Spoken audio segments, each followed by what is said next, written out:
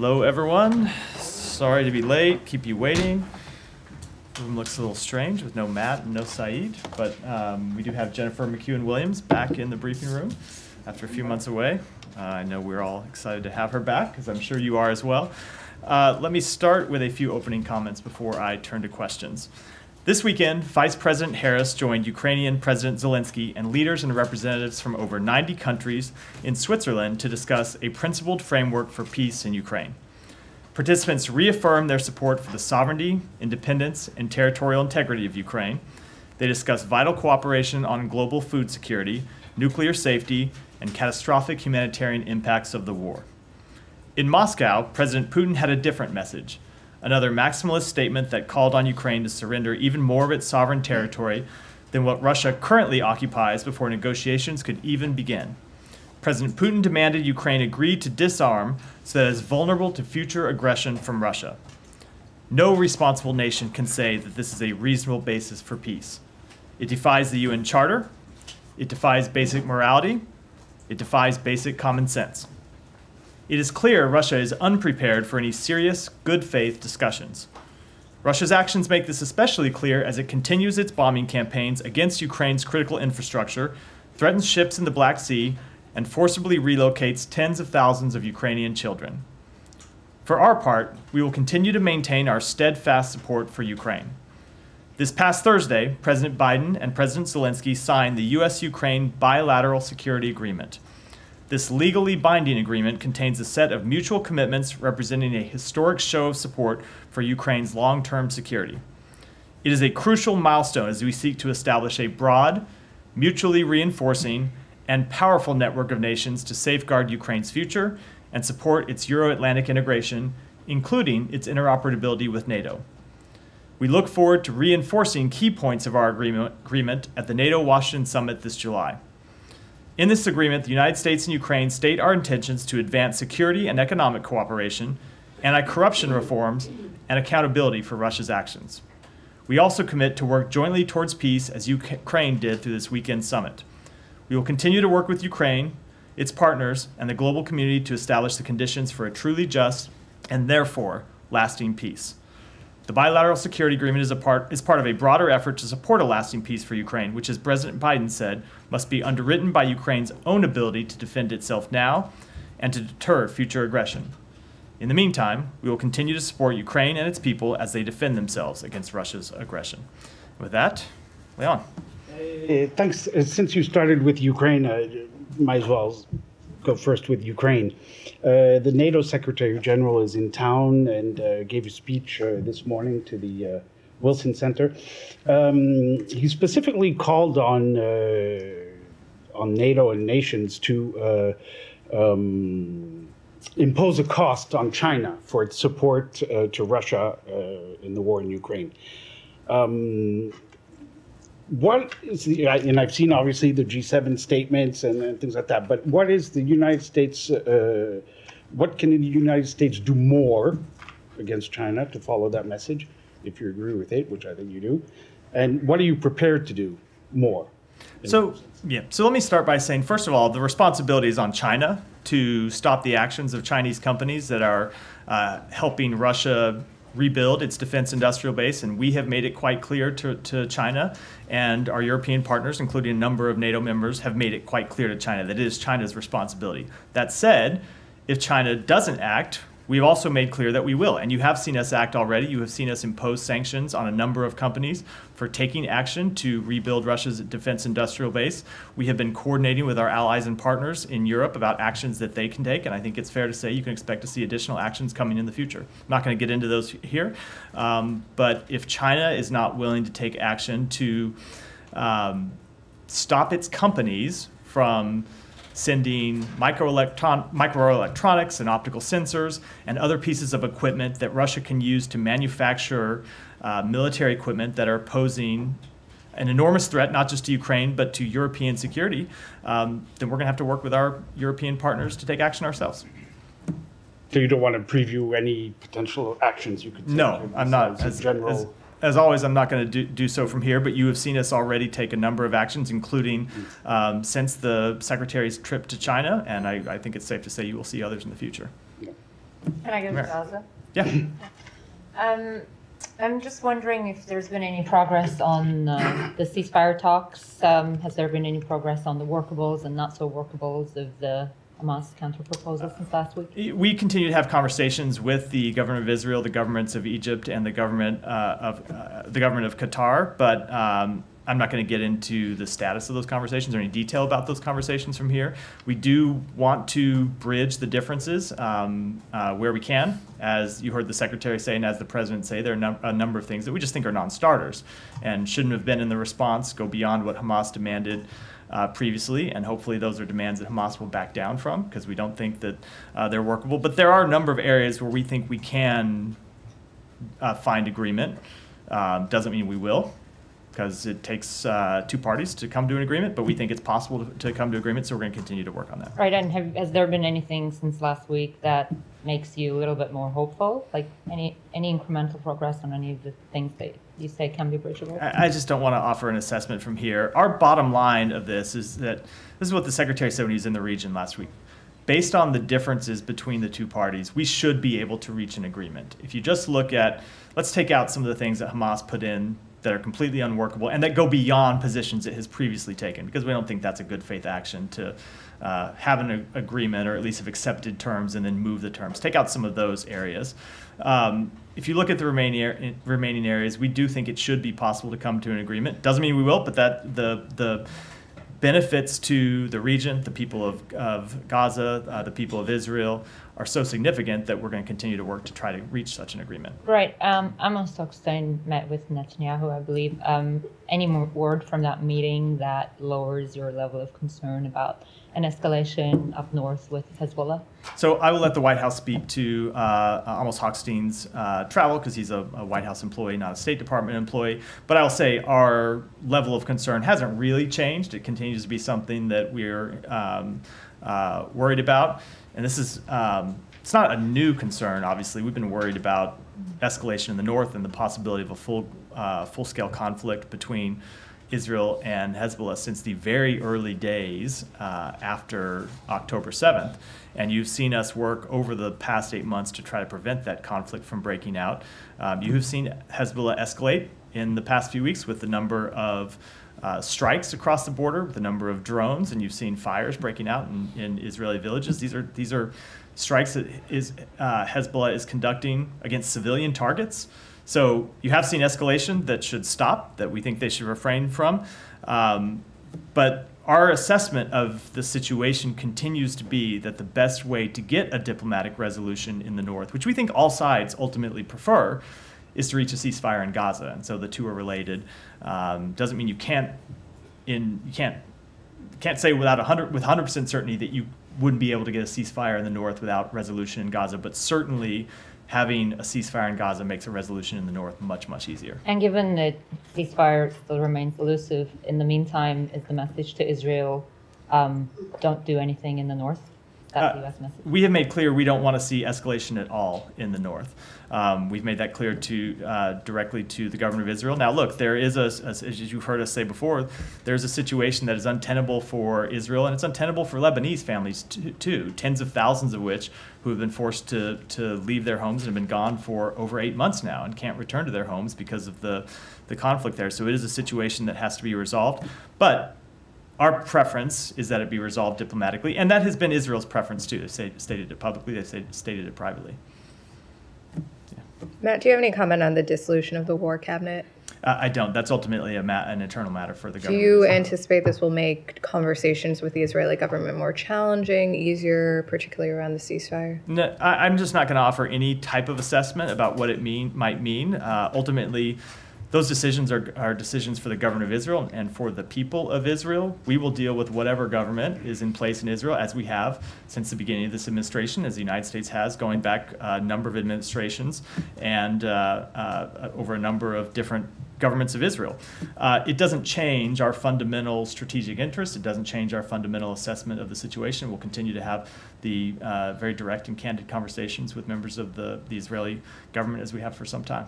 And the Israeli government over the weekend announced these tactical pauses that they say is meant to increase the amount of aid that's going around Gaza. Aid groups say they haven't seen any impact at this point. What's the U.S. read on this? So that is a step that we very much welcome. It's something that we have been encouraging for some time. Our special envoy for Middle East humanitarian issues, Lise Grande, has been directly advocating for these pauses in her conversation with Israeli officials, and she's been doing that because of her work on the ground, meeting with UN relief agencies and other relief agencies about what they need to be able to deliver humanitarian assistance inside Gaza. We continue to have a tough situation where there is now a fair amount of aid that's making it to Kerem Shalom, but then not always being distributed from Kerem Shalom to the inside of Gaza. Some of that is because of the conflict in Rafah. Some of that is the instability in the security situation on the ground, where you see trucks that are in some instances attacked by private parties, by looters and criminals.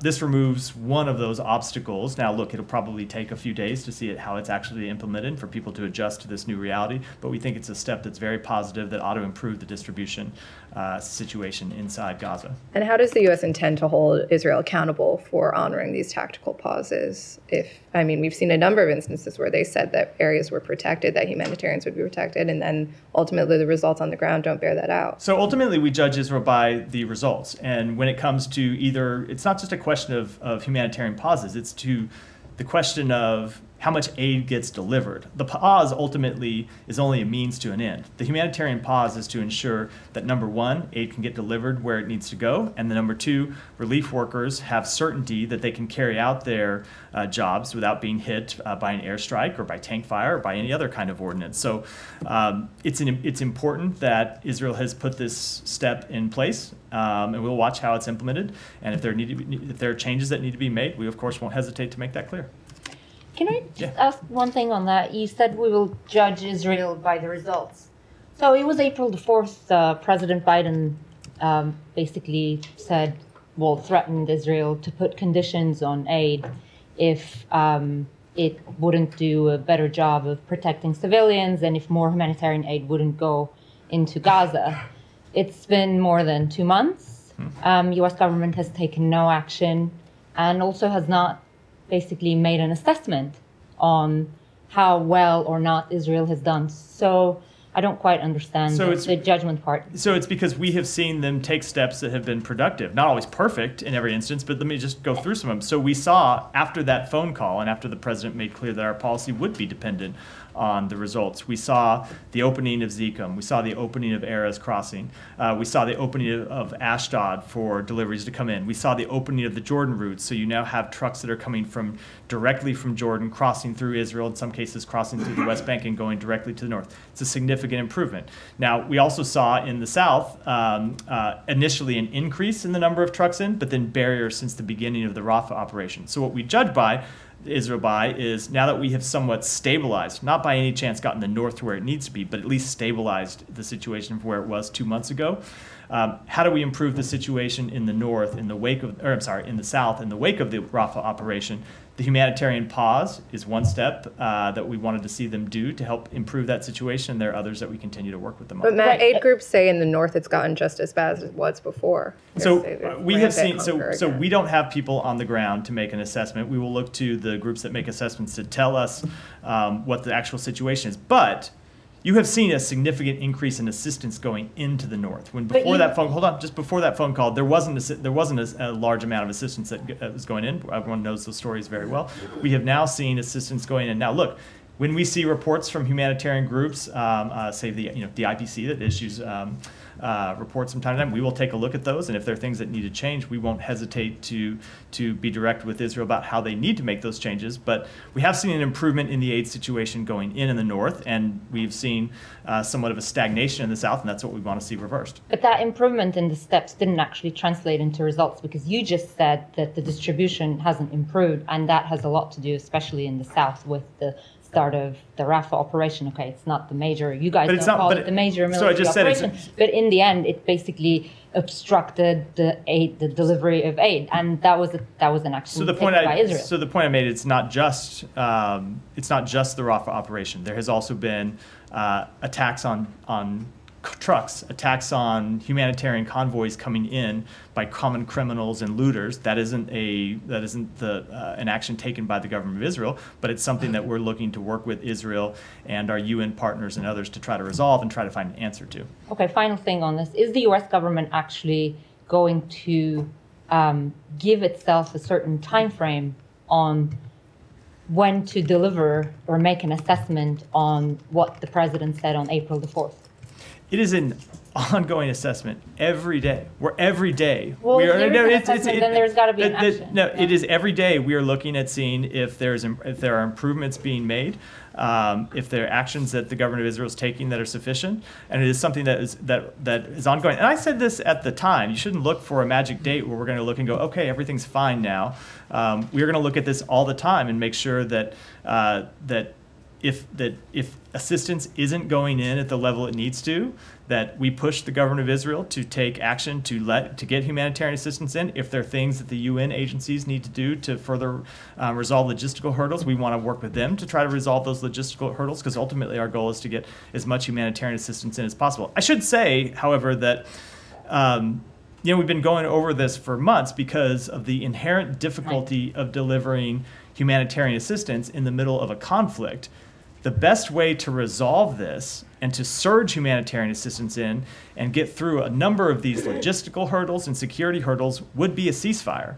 It's why we continue to push to try to get a ceasefire agreement, because not every one of these issues, but a number of these issues that are presented by trying to deliver aid in the middle of an ongoing conflict would be at least mitigated, if not fully resolved. Yeah. You talked about the dissolution of the Israeli War Cabinet, said this was an internal matter, but it's not an internal matter if it affects who is in the direct line of decision-making over the use of US military assistance and US weapons, particularly in relation to this war. And we know it seems very likely now that the ministers for national security and finance will be a far more significant part of that decision-making process. Does that concern you? We ultimately judge the decisions that the government of Israel makes, as we do with other governments, on the policy outcomes those decisions produce, not on the people making them. That's true no matter who is in the government. It will continue to be true. But these are people you've repeatedly criticized for, I think, what you call destabilizing rhetoric, for, effectively what are their values. One is a convicted supporter of terrorism. Another has openly called for the ethnic cleansing of Palestinians. So if these people are now, in a direct line of decision-making over the war in Gaza, surely that's a concern for you. So those are people who have always been in the cabinet, and we have made clear when they take actions that we disagree with. We've made that clear publicly, and I can tell you we've had some very direct conversations privately as well with the senior members of the government of Israel about those policies that we think are unproductive, not only to the plight of the Palestinian people, but to Israel's security. Ultimately, though, it is not for us to pass judgment on who ought to be in the government of Israel or who ought to not be in the government of Israel, or into the cabinet. That's just not a decision for the United States to make. We don't decide who is in the cabinet of any other country. That is a decision for the people of Israel to make. Ultimately, what our job is to interact with whatever government they choose and make clear what we think the policies they should pursue that are in their best interest and the best interest of the region. And we're going to do that whoever is in the government. Now, that said, when we see decisions when we see decisions with which we disagree, we will not hesitate to make those disagreements known. And that has been true before the dissolution of the War Cabinet, and it will continue to be true. But I mean, no one's asking you to decide who's in the cabinet, but you frequently have views on members of other governments, and this is one of your closest allies. So based on the policy decisions that they take, and so that's what I'm trying to speak to.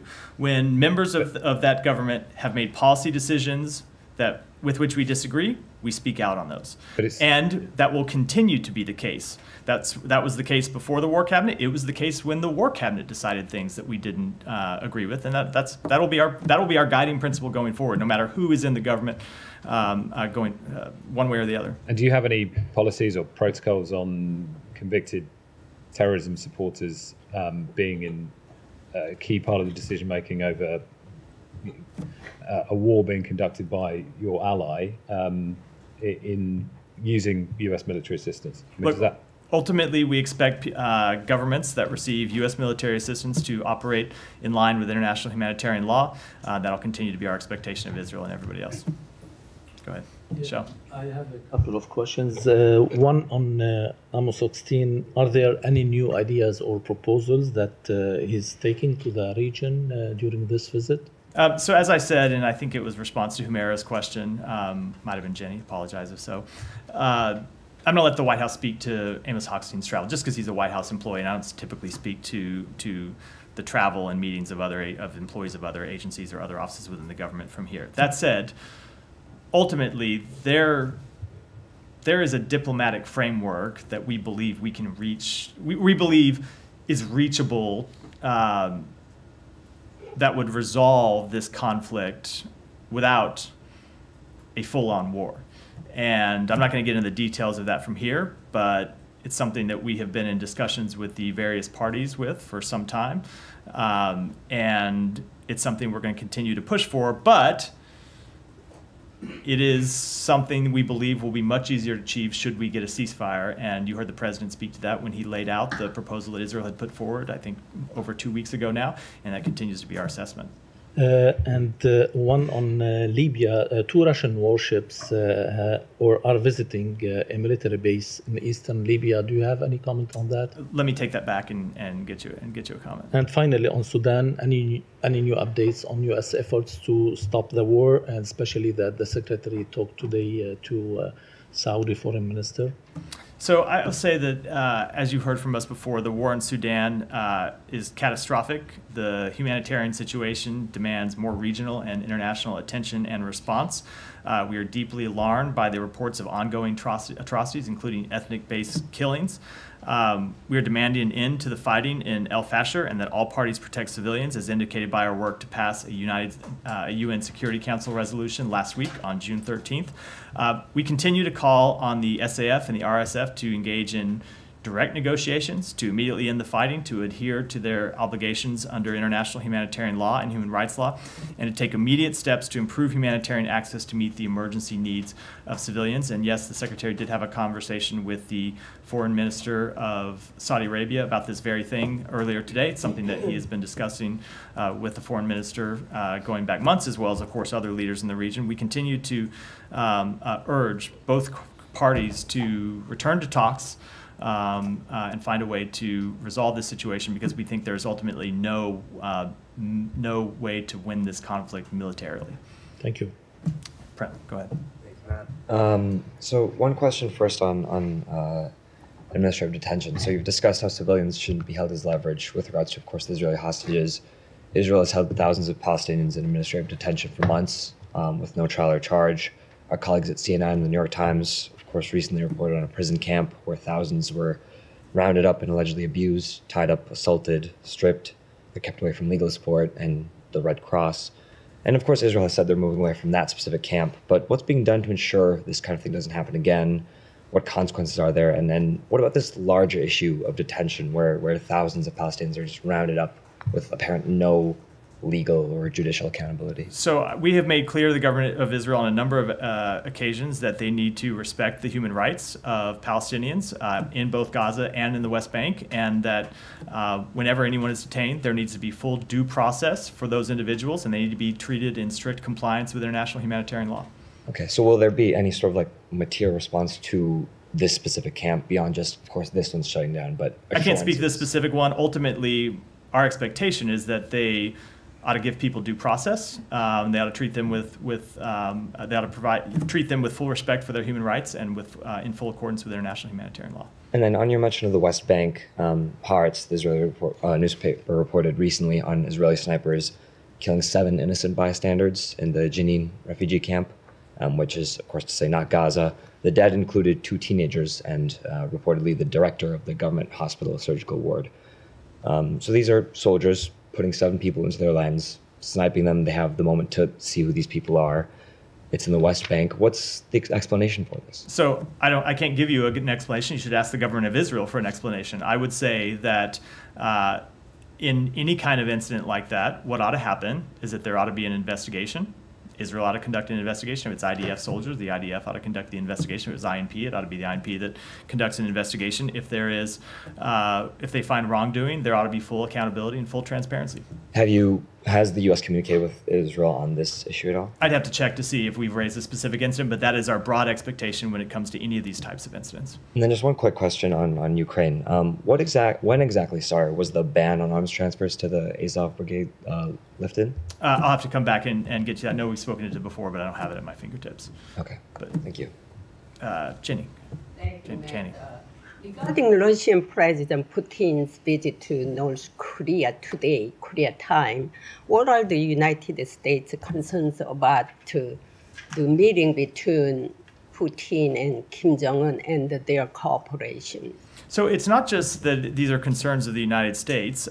We believe that deepening cooperation between Russia and the DPRK is something that should be of great concern to anyone that is interested in maintaining peace and stability on the Korean Peninsula, upholding the global non-proliferation regime, abiding by UN Security Council resolutions, and of course supporting the people of Ukraine as they defend their freedom against Russia's invasion. We've seen, it's not just the United States, we've seen other countries express concern about this deepening security partnership. We have seen over the past few months the DPRK unlawfully transfer dozens of ballistic missiles and over 11,000 containers of munitions to aid Russia's war effort. We have seen those munitions show up on the battlefield in Ukraine, so we know that they are using DPRK ammunition to threaten Ukraine and kill Ukrainians. And so we will continue to make clear our concerns. We don't believe any country should support this deepening relationship, and we will continue to call for Russia to respect all UN Security Council resolutions with respect to non-proliferation, including ones that they voted for. One more quick. Commander of the U.S. and ROK combined forces, General Paul Nakamura said that he said put the brake on the South Korean government loudspeaker broadcast against North Korea. Why should South Korea stop taking legitimate countermeasures against North Korea's drone provocation? You know, I didn't see that comment. I would refer to the Pentagon just to speak to it in detail. Thank you. Thank you.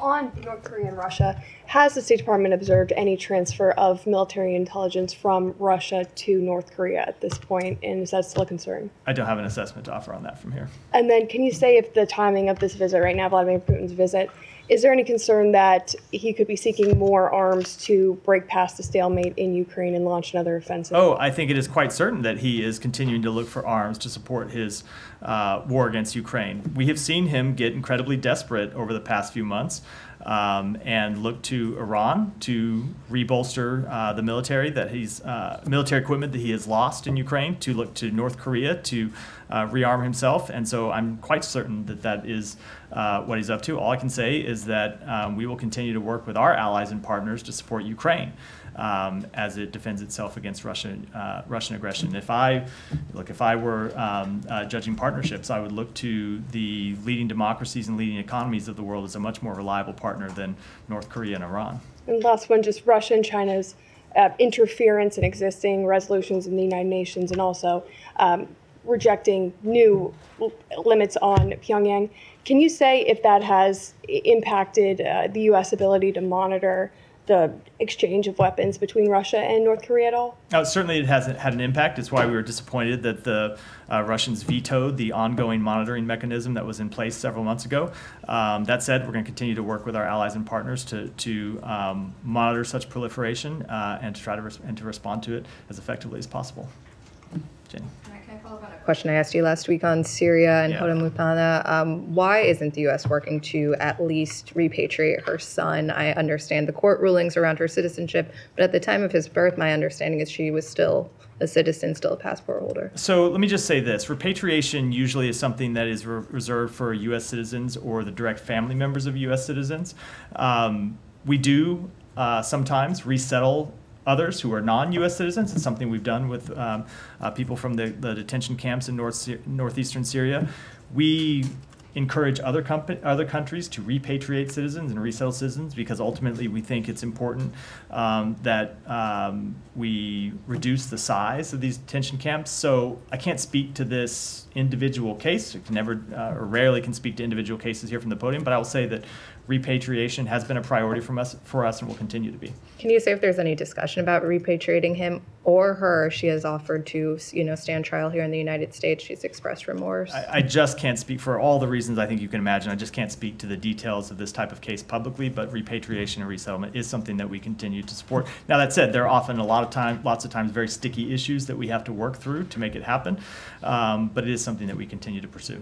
And then on Evan Gershkovich, our understanding is this will be a closed trial. What is the U.S. comment on this? Are you concerned that this is going to be conducted in secrecy? So certainly we have a concern about that. We are going to attempt to attend the trial. Don't know if that will be possible. We have continued to have consular access to Evan at times.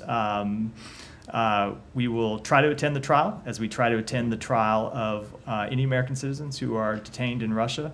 But ultimately, I don't have an answer for you yet whether that's going to be possible. It will be a high priority for us to do so because the safety and security of American citizens is our highest priority. Ultimately, we're going to try to bring him home, and we're going to try to bring Paul Whelan home, and that continues to be our overriding goal. Do you know if Evan's to unlawfully detained Americans? Do you know if he's been moved from Moscow yet? I don't. Yeah. Thanks so much. A couple of follow-ups, starting from Evan. There were hopes in this building that the fact that they prolonged, the pre-trial detention for more than a year would open up some window for negotiation. Is that hope deflated? I'm just never going to make that kind of assessment from here. A few things I will say about the case. Number one, should never have been arrested in the first place. Charges against him are completely bogus, as we have made clear, and we believe the Russian government knows that they are completely bogus. That said, we're going to continue to try to bring him home. There was a significant offer that we put on the table for the return of both Evan Gershkovich and Paul Whelan several months ago, and we will continue to try to pursue their release, but I'm not going to get into the details of that from here. But the fact that they went further to schedule the first trial, what does it say about how serious they are in terms of? I'm just not going to make that kind of assessment. He shouldn't have been released. He shouldn't have been arrested in the first place. That obviously was a very serious breach of international norms. And so everything that follows from that is just one more action piled on top of actions that shouldn't have taken. So all that said, shouldn't have been taken in the first place. All that said, we're going to continue to try to bring both Evan and Paul Whelan home. I also can't help but ask about Asli Kurmashova. Tomorrow marks another month of her arrest. Any update on you in terms of recognizing her detention as wrongful? I just don't have any update on a wrongful detention determination. But you heard the president say that she ought to be released, and that remains our position. And he said that because he believes that it is wrongful. He said that because he believes she should be released. And his Department of State does not recognize. We believe that she should be released. I can't speak to a formal determination at this time, but we've been pretty clear about the status of her case and what we think about it. Thank you. I want to go back to your opening statement on Swiss Peace Summit. I know you spoke about no-shows previously, but what do you make of the fact that some of the countries, 10 countries, including Brazil, South Africa, Saudi Arabia, India, and others, did not sign the final communique, which highlighted what you just said was about territorial integrity of Ukraine. In this stage of the war, the third year of the war, you say that I am neutral when it comes to Ukraine's territorial integrity. How doable is that? So every country has to speak for itself, and every country has to decide for itself. But if you look at the support that Ukraine got, you had over 90 countries that attended this peace summit. You had over 80 countries and international organizations that signed on to the final communique. We think both of those numbers represent a very significant show of support for Ukraine and for not just peace, but a just and lasting peace, something that we have always made clear is important. We're going to continue to work to make sure Ukraine has what it needs to defend itself now, but we are going to continue to work to try to secure a just and lasting peace, and we welcome the support from dozens and dozens of other countries around the world in that regard. Thank you. A final topic for me ahead of tomorrow's talks with NATO Secretary General. Do you have any response to Russia's comments on, his initial comments that NATO is discussing bringing nuclear weapons into combat readiness? So I would I would just say with respect to those comments from Russia, look, it is Russia that initiated this conflict. It is Russia that has escalated this conflict every step of the way. Not NATO, not the United States. Yeah, go ahead in the back. Thank you very much. Iraqi media reports that the security advisor to Prime Minister Soudani has been strongly critical of your nominee for ambassador, saying she is ignorant of Iraq's current situation, is interfering in Iraq's internal affairs, and is disrespectful toward its neighbors. What is your comment? As you know, Tracy at the Senate just talked about militia roles, who they attacked U.S. brands last weekend. So I have a follow-up I'm not going to respond specifically other than to say that the president has put forward a very capable, qualified nominee for ambassador to Iraq, and we urge a swift confirmation. And another question is, last week the G7, in its final communique, strongly criticized Iran, including for its nuclear program, its support for Russia against Ukraine, its destabilizing activities in the Middle East, and its human rights violation. Many of the participants has never criticized Iran in such strong terms before. Do you see this as a validation of your view that you are right about what Iran is doing and how to respond? So we obviously welcome the G7 speaking with one united voice about the threat that Iran poses and the threat that its destabilizing activities pose. And yes, we have seen a growing agreement on that question internationally, not just with our G7 partners, but with other countries around the world. Yeah, Alan. Can you say whether there has been any change in position or stance on weapons deliveries to Israel in the past week or since the beginning of Blinken's visit? There have been, you might have noticed, some unsourced and unattributed news reports saying that they promised to release all restrictions that Blinken told Netanyahu that. Yeah, I did see those reports. So two things. Well, number one, no, I don't have any updates to give. But number two, just as a general matter, when you see reports in the Israeli media of things that the secretary supposedly said in his meetings with Israeli government, you should not always assume that those reports are entirely accurate. Yeah, go ahead. Did you see the comments from China's president over the weekend claiming that various U.S. shows of support for Taiwan, including military exercises in the region and congressional delegations, relate to a general desire by the Biden administration for China to invade Taiwan? It's certainly not accurate. We have made clear, including directly to senior members of the Chinese government, that our one China policy has not changed. It will not change, and we continue to urge calm and stability across the Taiwan Strait. And one quick second one. A few minutes ago, you described the persons or groups that have been attacking some of the aid trucks at some of the Gaza crossings as, I think, criminals and looters, were your words. Has there been any sort of internal discussions within the State Department about determining whether this is like an organized action against aid trucks or whether this is truly some sort of disorganized band of criminals? And if you have had those discussions, has the U.S. raised any of these concerns about aid trucks being attacked with the Israeli government? So the answer to the second question, yes, we have raised it with the Israeli government. It's been a topic of discussion with our UN partners as well. This isn't anything that's new. It's an issue that has kind of gone up and down over time. There have been times before where aid trucks were being attacked by criminals, and then you've seen the aid diverted and sold on the black market. At times it's less of a problem, and it recently has been an issue again that has limited the distribution of some of the humanitarian assistance inside Gaza. So it is something that we have worked with not just Israel, but with UN organizations as well. As to whether it's systemic, it's not something I can speak to. Yeah. Yeah, go ahead.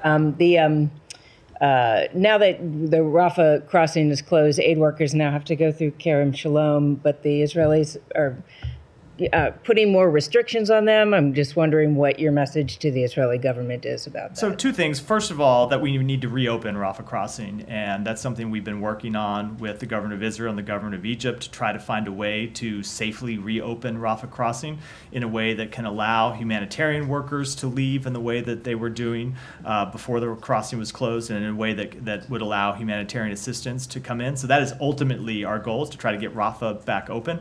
In the meantime, yes, we have worked to try to facilitate the rotation of humanitarian workers through Kerem Shalom. So aid workers that are in Gaza for some period of time that need to come out to rest, to see their families, and be replaced by others, so that can happen. There has been some rotation of aid workers through Kerem Shalom, and we continue to try to work to get additional rotations, because it's important that humanitarian workers both be able to go in and be able to come out so they can do their jobs.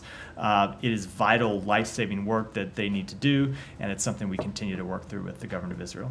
They say the Israelis are making them stay longer, though, which makes it hard to find people to do it. Is there specific reasons that the Israelis are giving you about? I just can't get into that level of detail from here. I can tell you that it's something Lise Grande, our special envoy for Middle East humanitarian issues, has been focused on, of how to get humanitarian workers in, get enough of them in, and get them out to rest, as I said.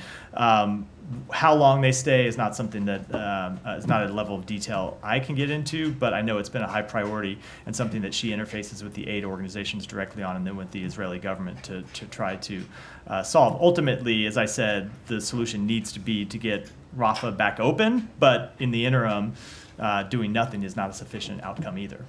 Thank you. Yeah, go ahead.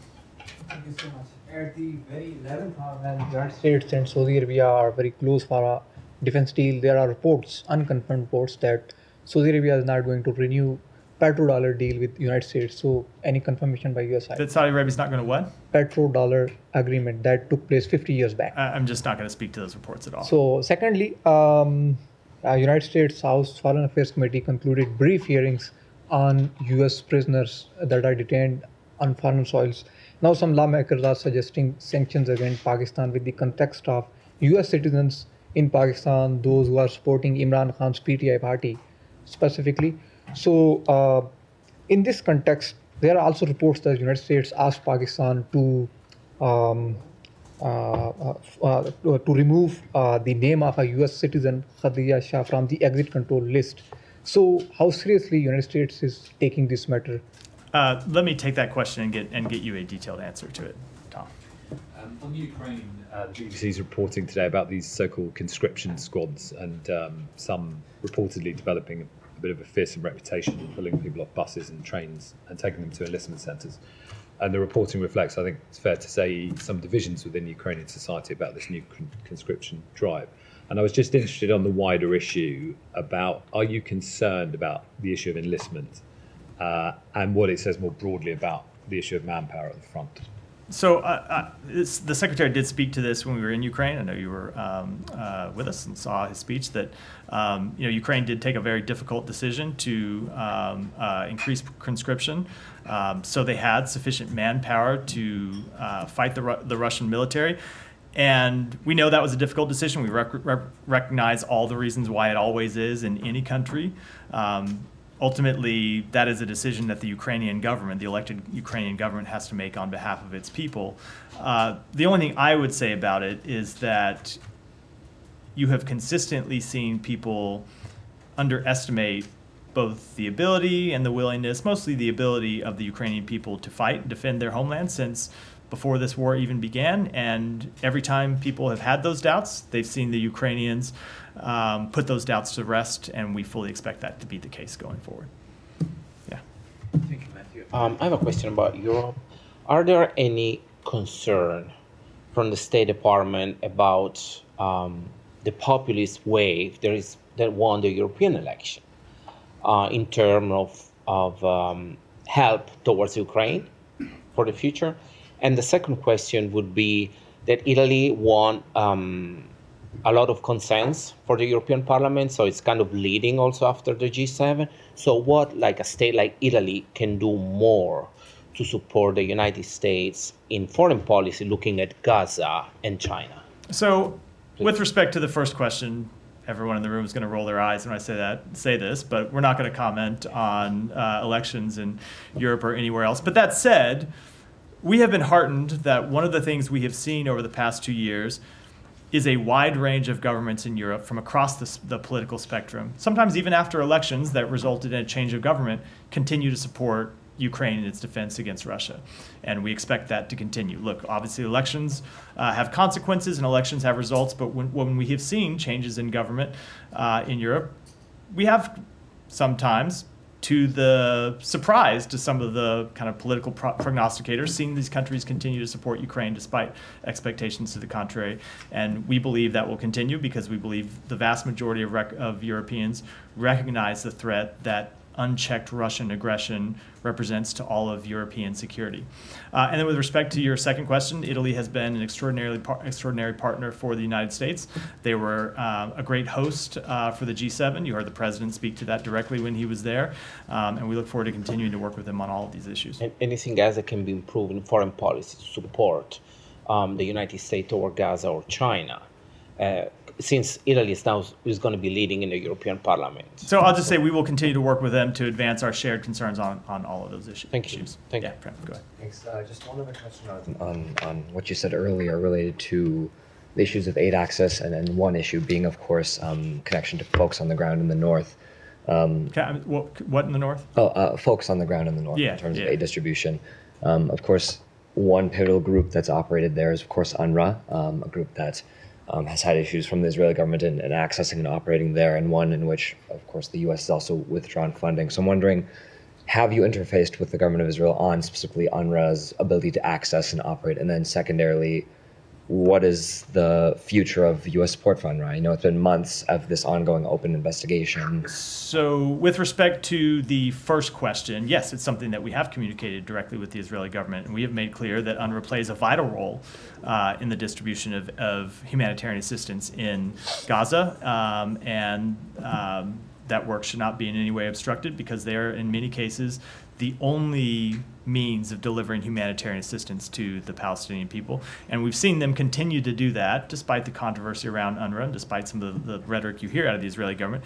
UNRWA has continued to play that role over the 8 months of this conflict. Second, with respect to the U.S. posture, there's a law that passed by Congress, and so we are now restricted from providing direct budget support from to UNRWA. We don't have the ability to.